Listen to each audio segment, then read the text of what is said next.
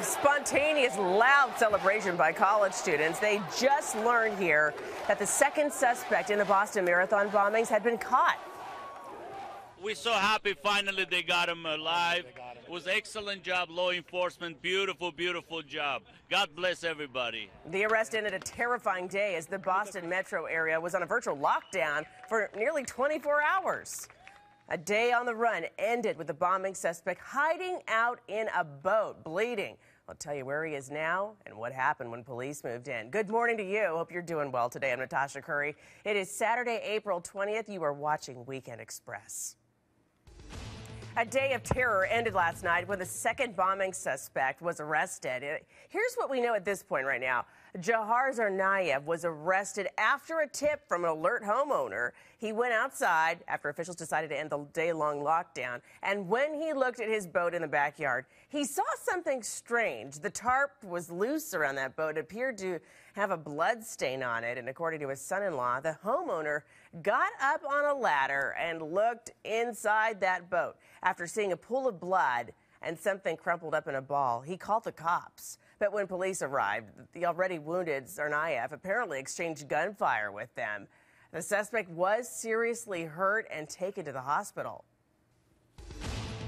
HLN's law enforcement analyst Mike Brooks has been helping us cover this story from the very start. Mike, the story of this homeowner is really fascinating. It's really a lesson in being observant because he really kept an eye out and said something about what he saw. But let's take a look now at this dramatic photo, which is courtesy of CBS News. Okay, you see this? It shows the suspect coming out of that boat.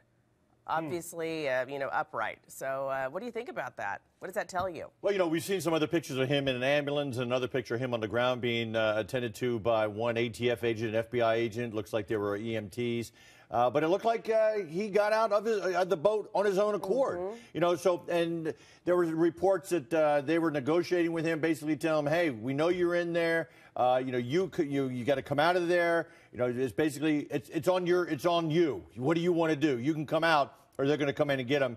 But I'm glad to see, Natasha, that they did get him alive. Yeah, and I read that there was blood found, and that's why the homeowner looked in there in the first place, and that they were thinking maybe he was a little lethargic from blood loss or something like that. But so seeing him upright was quite interesting. Really was.